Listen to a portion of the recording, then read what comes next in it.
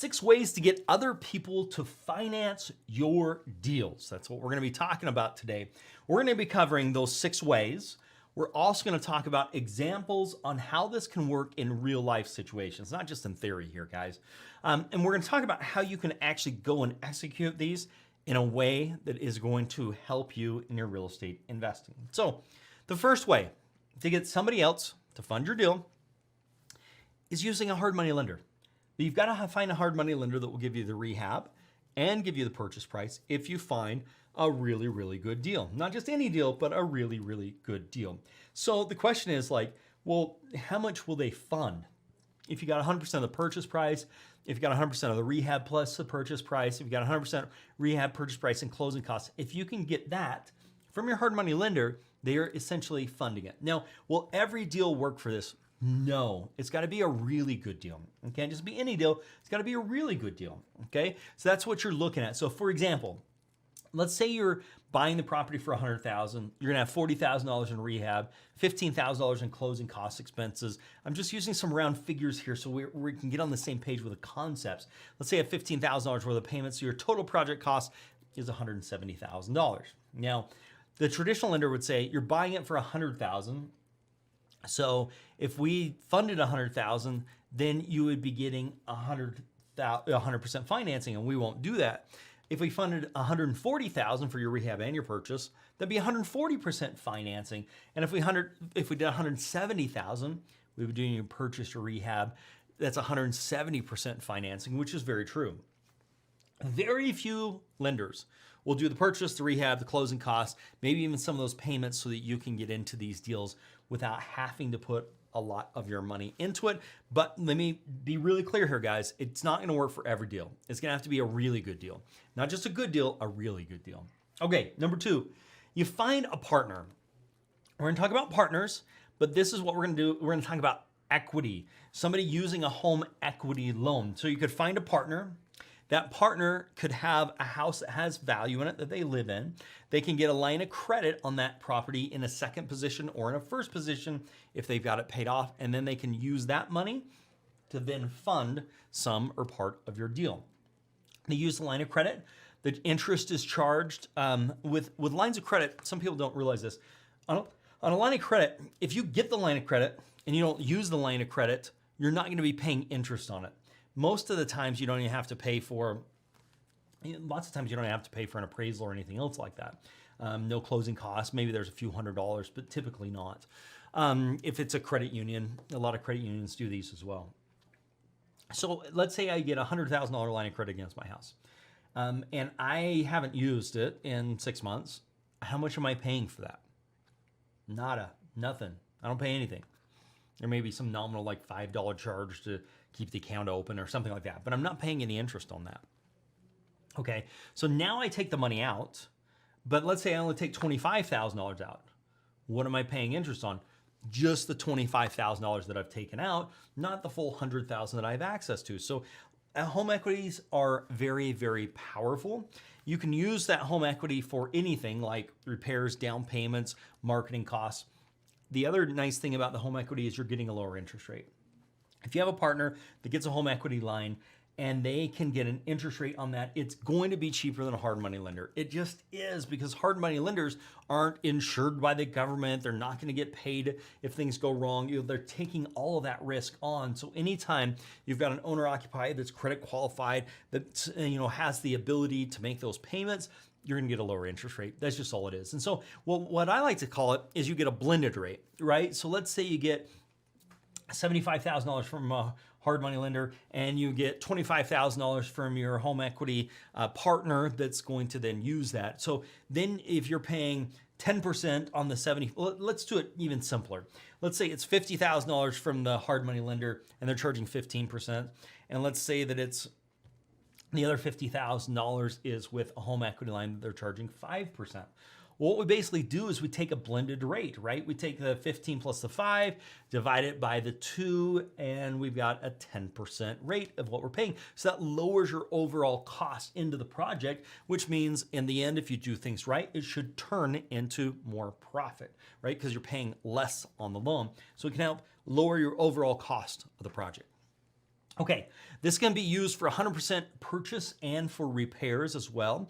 And you can use it with a hard money. So you can do some combinations. You can lower that overall cost of funds as we talked about. And you can do this with good deals, not just home run deals, okay? Really, really good deals, you could get the hard money lender if you can find the right one to do some of that. If you just have a good deal, not a really good deal, then using the home equity line might make a lot of sense from your partner, which will allow you to deals you wouldn't otherwise be able to do. Okay, number 3, partner, 401k, IRA, retirement, and loans. You can borrow against your retirement account, or your partner could borrow against your retirement account. Really, you're just borrowing this money from yourself. And you put it back into your retirement account. Once it actually gets paid, there's usually an interest rate that you have to charge for that, but that interest rate gets paid back to yourself in the form of your 401k and your retirement. Now, this can be used to purchase a property. It can be used for your repairs. It can be used for those types of things. But keep in mind, this is a loan that you're taking, and you have to contact your administrator, whoever's administrating your 401k. Now, first off, you gotta have enough money, your partner's gotta have enough money in the 401k where they actually can take it out.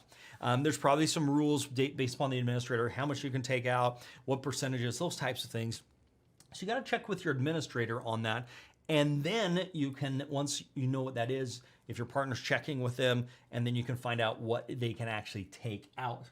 Another thing is, if it's a self-directed retirement, which most ones are not, but you can convert them to self-directed retirement, then you can structure it differently. You don't even have to do type of loan. You can actually do the deal in your retirement account. So that the retirement account can actually be the owner if it's set up as an LLC. So there's some things around that you've got to take in consideration, but your retirement account would actually own that, and they would make all the money. You have to be careful with self-dealing. You have to be careful with a couple of other things there. You'll want to talk to your administrator for the self-directed to make sure you're not crossing any lines there and you know what to expect. The fourth way we're going to talk about here is seller financing, okay? Where the seller actually becomes a lender. The lender uses that equity as a loan to you. So let's say that you needed to come up with $140,000. And you said, hey, seller, I'll give you part of that now, but I'll give you part of it later. So I'll give you $100,000 now, but the $40,000 I will give you later when I actually fix this property and resell it. Okay, so they're getting more money than they would up front, but they're having to wait for that money. And so what you're using is hard money plus seller financing. Now, I can tell you that most hard money lenders are not going to be excited about a second mortgage on the property. Something to take into consideration there. If they are, they're going to want to do what's called a subordination agreement. So something to keep in mind, but these are what we're trying to do is give you some examples of things that can actually be helping you. Let's jump into the next example here. They say the seller wanted $100,000, okay? Hard money can do $90,000 on the deal.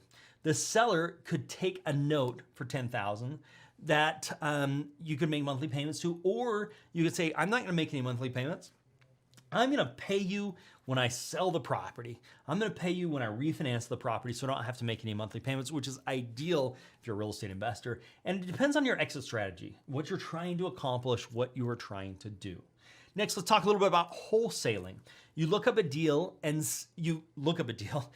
you sell the contract with an assignment. So if I have the deal for $100,000 and I'm going to assign that over for $110,000, I'm going to make the $10,000 difference, which is what wholesaling is. Now that could be through a double closing. It could be through transactional funding where you actually close and then transfer title. But this is a great way if you're wholesaling.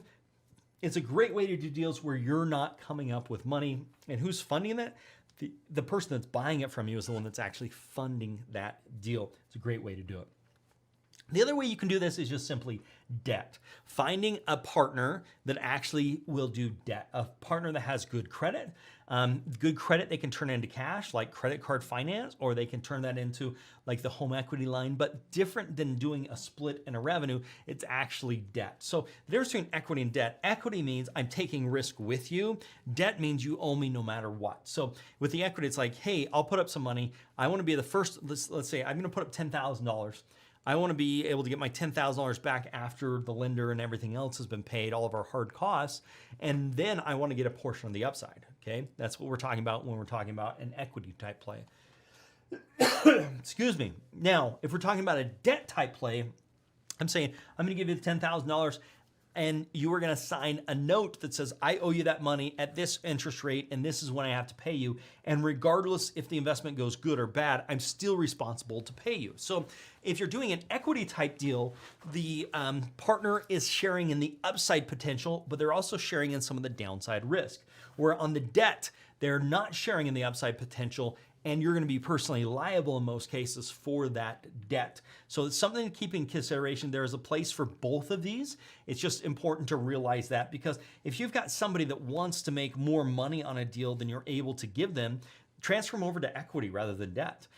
If you want to keep as much money as you can in profit on the deal, you've got to do the debt rather than the equity, but keep in mind, you are going to have responsibilities on paying that, even if the deal doesn't go well. Whereas in equity, they took the risk on, they knew what that risk was, and you don't have this debt obligation in most cases. Now, that's all going to depend on how the deal structure, and like they say, the devil is in the details, but I want to teach just overall concepts for you to be aware of, okay? Now, this is great for your partner. They get a return on their money by doing no work at all, okay? What they're basically using is their credit as an asset, and they're putting money that isn't working to work, and they don't have to do anything other than transferring the money. Now, what they're doing is taking risk on, and they're putting that money at risk, okay? So, and they can get a set interest rate for being that lender that can be paid monthly, or it can be paid once the property is actually resold. So let's jump into a quick recap here. What have you learned today? We've gone through the 6 ways to get other people to finance your deals, which are hard money lending, finding a partner that uses a home equity, finding a partner with 401k or retirement, doing some type of seller financing with the existing seller, they become the bank, wholesaling the property where the person you're going to sell it to is the one that's actually funding it, or doing a deal partnership where we're actually using debt versus doing equity. That's the 6 ways we're going to be talking about here.